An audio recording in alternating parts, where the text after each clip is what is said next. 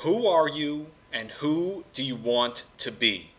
Since its original publication in 1989, Hajime no Ippo has meant so much to so many people because it asks you those questions with the power of one of the fighter's punches.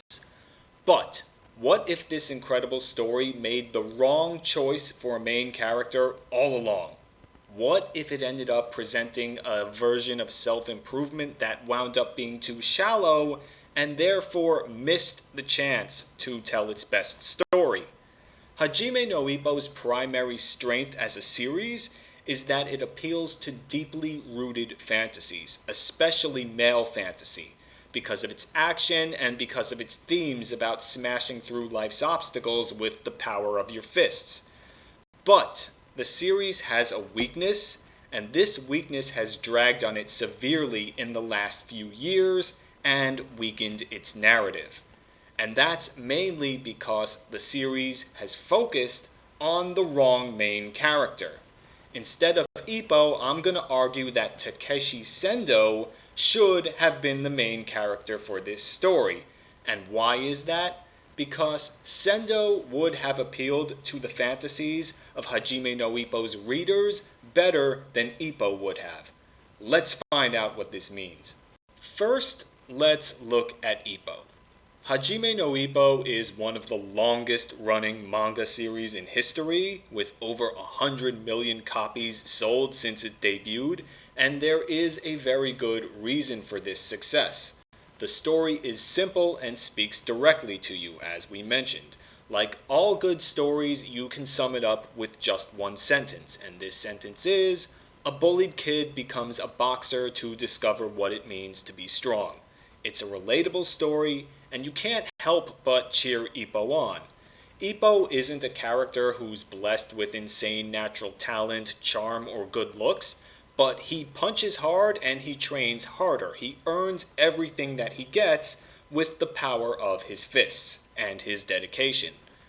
You feel the thrill of his victories as you're reading this series. You feel heartbroken with him when he lost to Eiji Date. The story also takes the time to go into detail about most of his opponents' backgrounds and fleshes them out as more than just obstacles in Ippo's path, and there is a good reason for this as well, because doing this adds to Ippo's character. By exploring the characters of his opponents, it allows we, the readers, to feel Ippo's empathy for the defeated. No matter how bad they might seem, you can understand why they did what they did. So Ippo is in so many ways who we are right now at our best. The average man sees himself in Ippo, so it's little wonder why he became a crowd favorite quickly, even though he doesn't have a larger-than-life personality. And then there's Ippo's rival and friend, Takeshi Sendo. Sendo is everything Ippo isn't. He was strong from the beginning. He was never bullied. He was the one who beat up the bullies. He was ruggedly handsome, and he could command an arena and indeed an entire city with his presence. Early on, this contrast between these two guys is clear. So if Ippo is the guy we are now, Sendo is the guy we want to be. Unfortunately for the manga, though, this basic truth never changes. So what does this mean? It means Hajime no Ippo's failure to progress its protagonist closer to the guy we want to be has been a detrimental development to this otherwise amazing story. Because quite frankly, Hajime no Ippo has felt stalled for many years now, if Ippo is going to continue to be the protagonist, that is. So this is an important reminder that you, as the author, need to constantly keep your story in motion, and in the book Wired for Story, Lisa Cron calls this your ability to, quote, maximize the catapult. Quote, your goal is to be sure each individual scene effectively uses its specific action-reaction decision loop to evoke maximum tension and to up the odds. At the beginning of the scene, it helps to ask yourself, what does my protagonist want to have happen during this scene? That established, ask yourself, what is at stake here? What will it cost her to get what she wants? Armed with this info, you're ready to write the scene. When you finish it, before diving into the next scene, ask yourself these questions. 1. Has the protagonist changed? He should start out feeling one way and end up feeling another, often the exact opposite of how he originally felt. 2. Having weighed his options given what was at stake, and then made a decision, does he now view things differently than he did when the scene opened? 3. Do we know why he made the decision he did? Do we understand how he arrived at that particular conclusion, even make that especially if his reasoning is flawed? Can we see how this changed his assessment of what's going on and how he's adjusted his game plan accordingly? And this particular guide has been very helpful to me as I've been writing my own stories, so let's apply it to Hajime no Ippo and see how it does. I can say that in the beginning, Ippo stayed on this catapult very well. The first 269 chapters of this story are downright inspirational. Ippo is introduced as a socially isolated guy who gets bullied and feels too weak to do anything about it, but thanks to his encounter with Mamoru Takamura, he gets exposed to the world of boxing, and he marvels about how strong the fighters are. So Ippo then does something very important. He exercises the power of decision for the first time in his life. He decides he's not just going to be a guy that lets things happen to him anymore. He's going to make the changes he wants to make himself, and that means changing his life by becoming a boxer. A lot of people underestimate how much power can come with making a concrete decision. Not a vague idea, a concrete decision based on a concrete desire. When you do that, you tend to commit to it. And there is a strong psychological urge to commit to the tasks that you say you're going to commit to complete them. An unfinished task takes priority in a person's memory. This is a phenomenon called the Zeigarnik effect, and it's named after the psychologist Bluma Zeigarnik, and I hope I'm pronouncing that right. And she noticed that a waiter who was serving her and her colleagues had a photographic memory, but only for a little while. He didn't need to write any notes down about who should get what dish or drink. He gave the people who ordered their dishes exactly what they ordered, like clockwork. But as soon as the task was done, he couldn't remember anything about this. And this observation led to Zeigarnik's work on this phenomenon that has carried her name ever since. And the basic premise of it is that an unfinished task occupies the first place in one's mind. So it's easy for you to remember, and when you remember it, you're going to keep committing to it. But once you complete that task, your attention shifts to other matters, and cognitive importance goes with that. Basically, you're not going to remember as well, and you're not going to commit as much in that particular context because you completed the task. Or we can use a more fun example because Giacomo Casanova understood the power of decision too. Quote, I have always believed that when a man gets it into his head to do something, and when he exclusively occupies himself in that design, he must succeed, whatever the difficulties. That man will become Grand Vizier or Pope. So Ippo decides to become a boxer. He's not some wannabe with a vague dream. He means it, and he quickly proves it the hard way in the ring against Ichiro Miyata, who was considered a boxing prodigy. Yet Ippo, with no training, stuck it out, endured the pain, and impressed everybody who doubted him. That's what happens with the power of decision.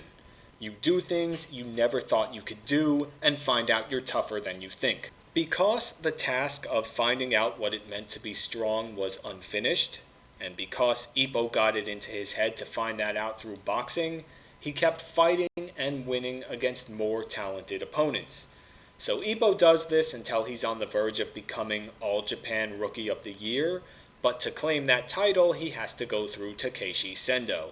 Unlike him, Sendo destroyed all of his competitors easily, so he was disappointed and desperate for a true opponent.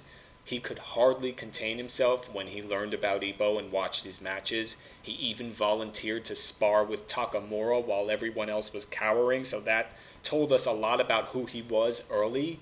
This was a guy who had confidence in himself and his abilities, and he wanted to test those abilities against other strong opponents. Ippo was also desperate to fight Sendo after learning about him despite his fist injury, and so when the fight between them did happen, it was explosive.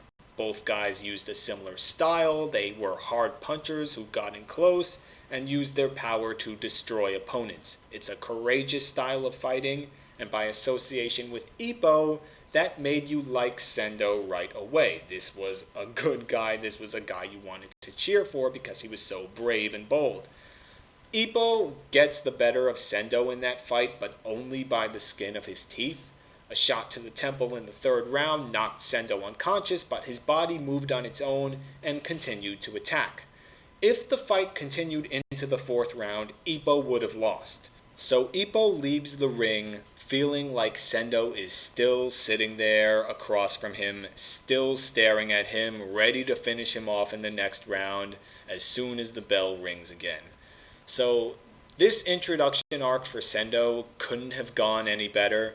This guy was awesome, and you already wanted to get behind him. He felt as deserving of that victory as Ippo, and Sendo was also just cooler.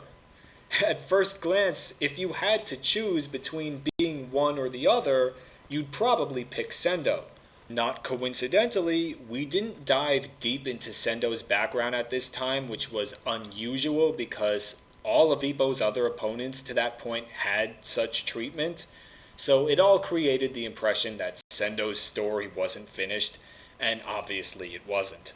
After Sendo, Ippo chased the featherweight champion of Japan, Eiji Date. He stuck to as grueling a training routine as ever, and he fought 3 top-ranked fighters in the country to get the chance to challenge for the title. Each tough session and each blow in the ring was all for this moment, the chance to fight Date, so when it finally came, you were excited as a reader. But, alas, Ippo couldn't get the job done. He came close, but close isn't good enough. All the hopes and dreams he carried with him through those training sessions and those fights went up in smoke just like that.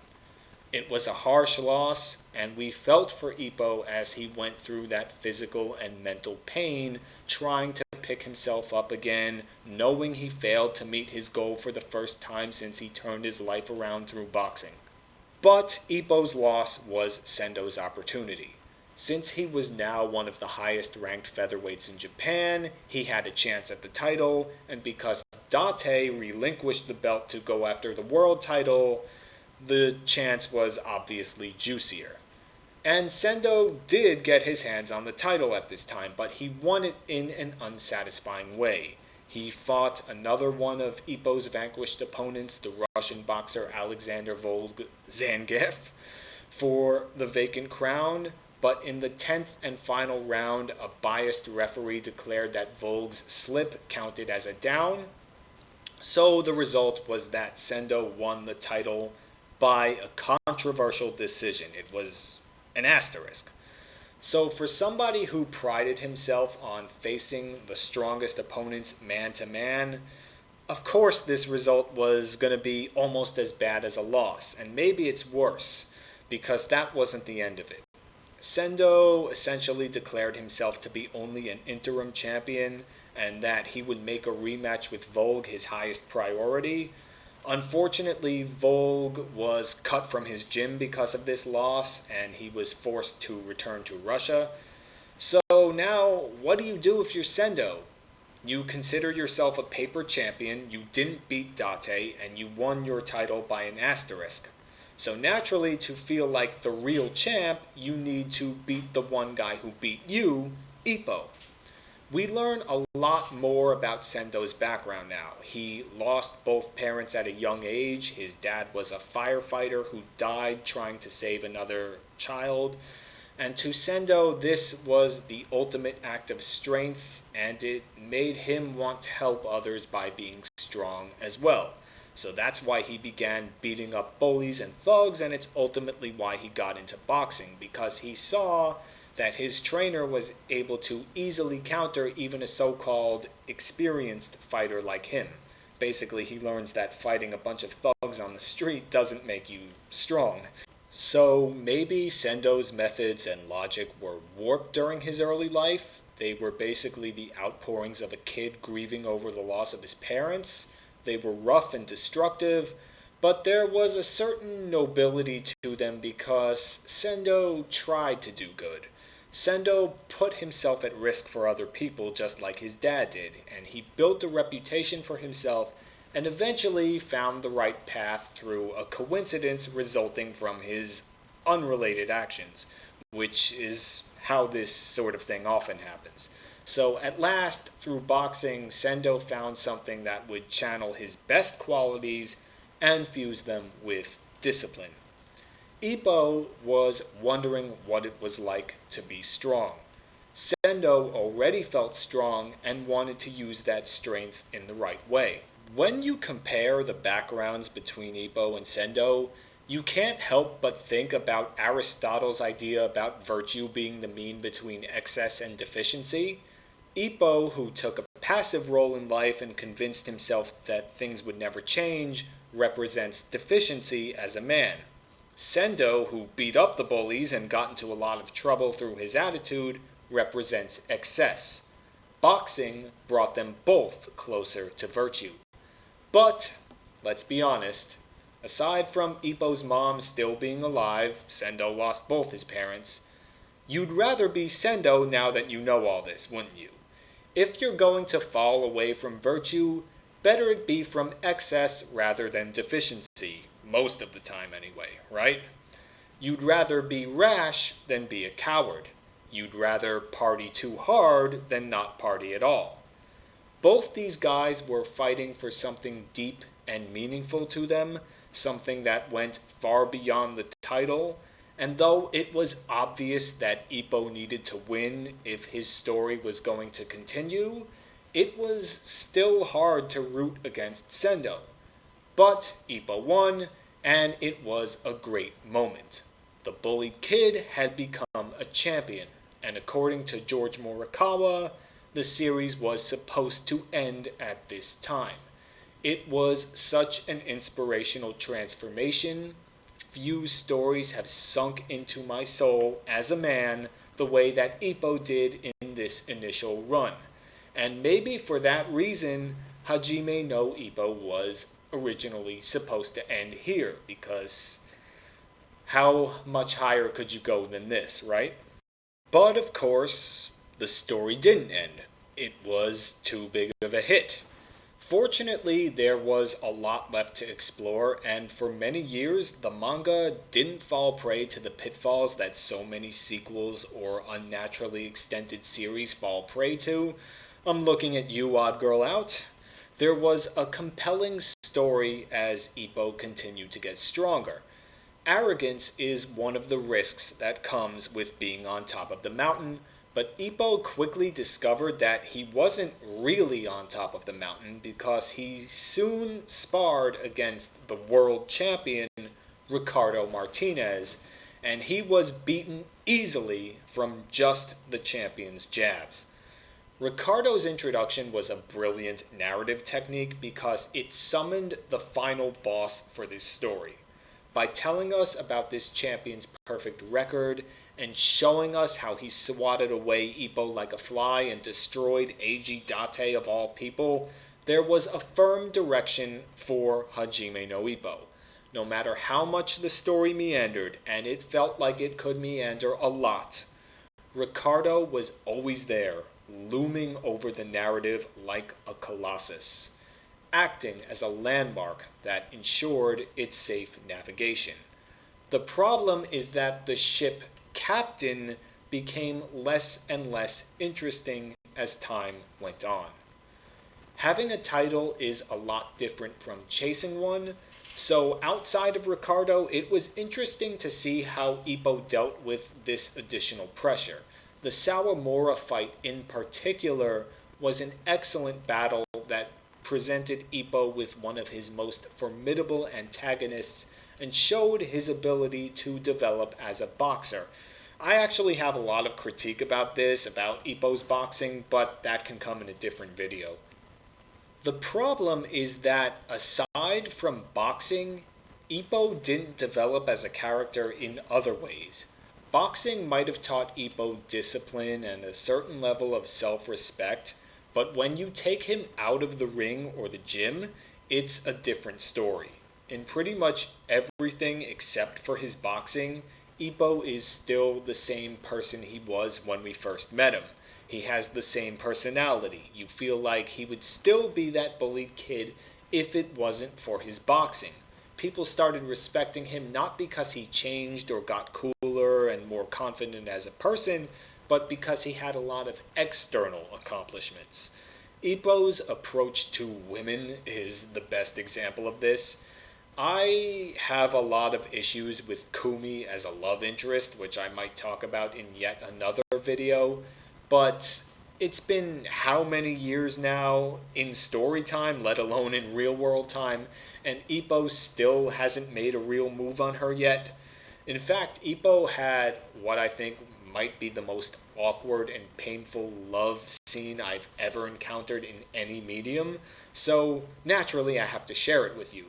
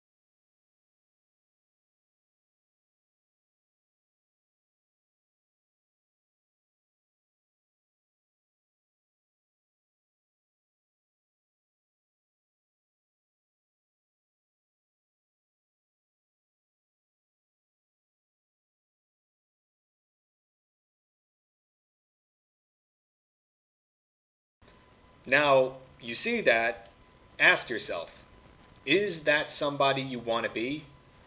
I don't think so. But Ippo still somehow manages to have three girls liking him, all without doing much of anything, and despite his low displays of confidence. And I really don't like this trope. I get why it exists, it's because it appeals to more male fantasy, but it's unrealistic in an annoying way, and it pretty much infantilizes the male character and encourages the audience that connect to the story through him, through this avatar, to be the worst versions of themselves. All you need to do is watch Ippo's interactions with girls and ask yourself again this question: is that somebody you would want to be? No, of course it's not. Ippo even still displays low confidence in front of his friends. He feels like the guy that would always be the odd one out. He would always be the butt of jokes, the lowest on the totem pole. He just doesn't feel like he believes that he's good enough to be strong like he wants to be. In technique, Ippo might be strong, but he's still not strong in attitude, he's still not strong in character, and this might be the reason why Takamura said he wasn't ready to compete for the world title. Takamura gets it. The only conclusion that you can draw through this contrast is that without boxing, Ippo would be completely lost as a person. He doesn't have much of an identity outside of boxing. But Sendo doesn't make you feel that way. He's always confident in himself, and he deals with loss a lot better than Ippo does. When Ippo lost to Date, he had an entire story arc called the Heartbroken arc.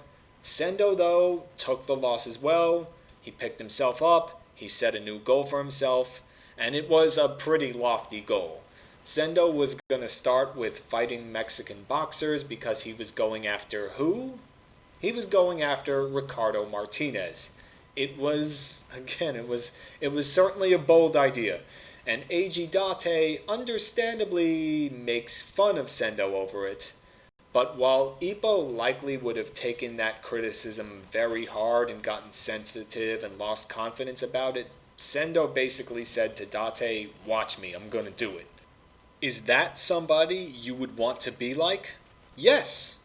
Yes, it is! Sendo confidently rises up the ranks in the WBA by beating high ranked Mexican fighters just like he said he was going to do. And tellingly, he also beats Ippo at this time in a sparring session. Takamura sees this and asks if Ippo has become weaker. Sendo thinks not. He says that he instead has gotten stronger. Mashiba later asked Sendo basically the same thing and gets the same response. In a way, both of these interpretations were right, because while Ippo continued to lack in his development as a person outside of boxing, Sendo showed that he was a more well-rounded guy. Rather than constantly beat around the bush like Ippo, Sendo flatly asks Mashiba if Kumi was with him, his sister, because he's attracted to her and he wants to talk to her. Sendo is as confident elsewhere. He's so bold as to ask his former teacher to come live with him. And there's almost certainly some attraction there because she's still young and good looking, but Sendo also wants her to help herself and his grandma. He needs somebody who can look out for her while he's in Mexico trying to arrange his fight with Alfredo Gonzalez, who was one of the top ranked fighters in the WBA and who had defeated Ippo pretty badly before. Sendo also knows that his teacher is divorced and that her ex-husband has been giving her some problems. She had to quit her job as a teacher because of all of this. So, as she always looked out for Sendo while he was younger and getting in trouble, now he's returning the favor. Later, when the teacher thought about leaving because Sendo's followers could watch over his grandmother instead, he flatly dispersed the entire crowd that gathered around his house, and this again shows the respect that he commanded in the neighborhood, in the city, and that he wasn't scared to assert himself and go after what he wants. This episode showed Sendo's confidence and his social intuition, skills that Ippo never had and never attempted to acquire. Ippo would have gotten flustered with all of this. You can see in the comparison between them to this point that he would have not been able to help this girl or his grandmother if he had been in a similar position as Sendo. And another of the things that tells you a lot about Sendo as a complete person is in his criticism of Miyata after a match. He criticizes Miyata's social skills, not his boxing skills, but his social skills. And this is a criticism that I thought was well handled because Miyata seemingly goes out of his way to not make any friends. It's another common trope in shonen manga. Miyata is that anti-social genius who devotes himself only to boxing, or so it seems. In a way, this is another example of deficiency in Aristotle's doctrine of the mean. Instead of being socially awkward and clueless like Ippo, Miyata is just antisocial and withdrawn and doesn't even try to make any friends. But because we're a social species, you can't truly be happy that way. You can't be truly living a full life that way. As we've seen elsewhere, Miyata rarely smiles. But with Sendo, it feels like he's smiling and having fun all the time. He's genuinely comfortable with who he is.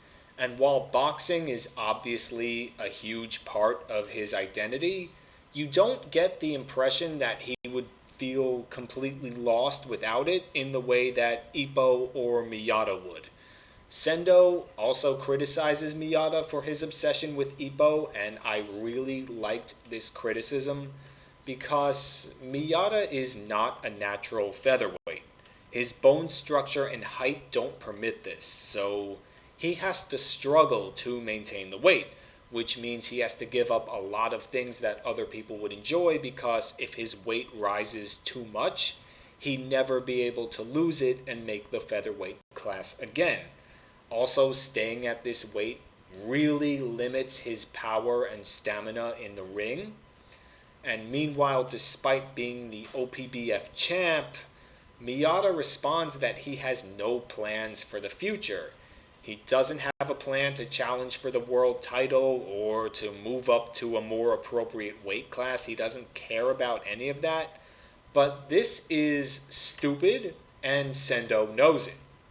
Basically, Sendo is socially intelligent enough to figure out that Miyata is giving up a lot of opportunities in both his career and his personal happiness in pursuit of a goal that doesn't make sense. Miyata wants to fight Ippo again, but Ippo's retired now. What makes most sense is for Miyata to move up to a more appropriate weight class where he can fight at his best and be happier in his personal life. And this is very important because having a goal and using the power of decision is very important, but at the same time, you don't want this goal to become a sunk cost fallacy where you do something that doesn't make sense and that costs you a lot just because you made a prior commitment. You need to know when that goal is no longer appropriate. We talked about Casanova earlier, and he was right in what he said in so many ways. But again, remember the doctrine of the mean. You need to know when it's time to give up trying to put the square peg in the round hole and do something that's more productive with your life instead. So it's very important to find this appropriate balance in life, and Sendo has found that balance. Ippo, on the other hand, lacks a sense of self outside of boxing, and it's one of the reasons why the manga has felt like it's dragged out for a long time now, because with a retired Ippo, what's the point of the story? What is he outside of boxing now that he is outside of boxing? Why should we as the readers continue to care about Ippo's journey now? I've personally found it tedious, if Ippo is the main character of this story, that is. Meanwhile, Sendo had an excellent fight with the same Alfredo that convincingly beat Ippo. Instead, Sendo convincingly triumphs where Ippo has failed. And to make him that much cooler, Sendo actually knocks down Ricardo Martinez, the same Ricardo that destroyed Ippo with just his left jabs. So with all this in mind, ask yourself, which of the two is cooler? Who would you want to be? The protagonist is how you interact with the world of a story. If you had to pick an avatar for this series, would you rather pick Ippo or Sendo? No matter how attached we might be to Ippo's story, I think if you're being honest, you would rather be Sendo. So at this point, I would much rather see Sendo be the one to beat Ricardo, and it kind of sucks knowing that he's gonna lose. I mean, don't get me wrong, I'll be happy to see Ippo pull a Cody Rhodes and finish his story, but Morikawa's decision to go in this direction with Hajime no Ippo still feels disappointing. And that catapult we talked about earlier has not been maximized because Ippo's decisions have been unimportant to the plot for a long time now. He has become and remains what he was all along, a passive player. Meanwhile, Sendo has stolen the show. For me, he's become the breakout character of this series, the guy who unexpectedly becomes the guy you should build the show around. He's a little like Daniel Bryan in WWE in 2014, who got so unexpectedly popular that it almost feels like you have to change your plans. Or maybe he's like Fonzie in Happy Days, who started as a minor character but wound up becoming so beloved that the producers eventually wrote the whole show around him. Fonzie got popular because he appealed to people's fantasies just like Sendo does. And Sendo appeals to people's fantasies because he's who you want to be. There's a lot of talk about what makes for a good example of masculinity in media these days, and Sendo is one. He personifies both masculine energy and masculine virtue. He's like a wild animal in his essence, and at times this energy goes out of control. But through the discipline of boxing, he learns how to channel it to useful and proper ends. So he combines the Homeric manly drive for glory, kleos, the everlasting renown of one's name, with what Cicero would describe as morally correct actions that strengthen the ties that hold civilization together. Somehow, Sendo combines the force of nature attributes of Achilles with the tempered and dutiful devotion to his loved ones and community that Hector embodies. This is what I would argue is masculinity in its highest form, and it is for this reason, as you might have guessed by now, that Takeshi Sendo is my favorite character in Hajime no Ippo. I'm eagerly anticipating his fight with Ricardo Martinez, and even though I sadly know he's going to lose, I have no doubt that he'll make it a meaningful fight. If Sendo can't gain renown in victory, I'm sure he'll still gain it in defeat. No one will have pushed Ricardo as hard, no one will have revealed his weaknesses more, and just as Odysseus tells Achilles in the underworld in Hades that great glory has passed from him to his son Neoptolemus, who has become a great warrior in his own right, Ippo will take the lessons Sendo taught him and use them to one day conquer the Colossus. Yes, this is the fight that will almost certainly force Ippo to come out of his retirement and hopefully change who he is not just in boxing, but as a man. It's a good story. You can probably feel my excitement pouring through here. The Achilles and Neoptolemus analogy is more ominous when you consider that a lot of fans think that Sendo is going to die in the ring against Ricardo, and I certainly hope that doesn't happen, but it would raise the stakes a whole hell of a lot more, wouldn't it? It would add more load to that catapult that we talked about. But while this would make for a very compelling story and add to what has already been an all-time great manga in my opinion, there is still something wrong when the more interesting character in the story needs to lose just because the plot requires him to. Changing your plans as an author mid-story usually isn't a good idea. Again, see the Odd Girl Out disaster for a rundown on what usually happens when you do. But at the same time, you better make sure that the character you want to focus on is actually the one doing the most to make the story interesting and keep your readers around. I know I'm not alone in saying that Ippo has been disappointing as a main character for a long time now, and it feels like the entire plot is being held up for the development of someone you don't necessarily want to see beat the final boss anymore. Hajime no Ippo is such a soul-piercing story because it appeals so powerfully to human fantasy, especially male fantasy. The basis behind it is that we all want to feel like we can improve, that we aren't constrained by our circumstances, that we can morph from the people we are now to the people we want to be. But in every part of life outside of boxing, Ippo has stayed as the person he was. So when he retired, the fantasy felt unfulfilled. Sendo stepped into those shoes and filled them well. Because Ippo never truly became the person you wanted to be, naturally you're going to want to cheer for the guy who actually did. You're going to want to see him finish his story rather than the guy who never really changed or improved who he really is at his core. But do you agree with me on this? Would you rather see Sendo beat Ricardo Martinez than Ippo? Don't forget to let me know in the comments because each and every one helps this channel to grow a lot. And since you're here at the end of the video, thank you by the way, can you hit the like button because that also helps a lot too. These videos are not easy to make by any means, so thank you for staying with it until the end. I really appreciate it. And before we leave, I want to thank my Patreon supporters, and here you all are. If you want to join this muster roll and get your name featured in these videos, see these videos early, and more, the link is in the description. You can also buy this script from my Ko-fi shop or send me a small token of love there if you want to. That link is also in the description.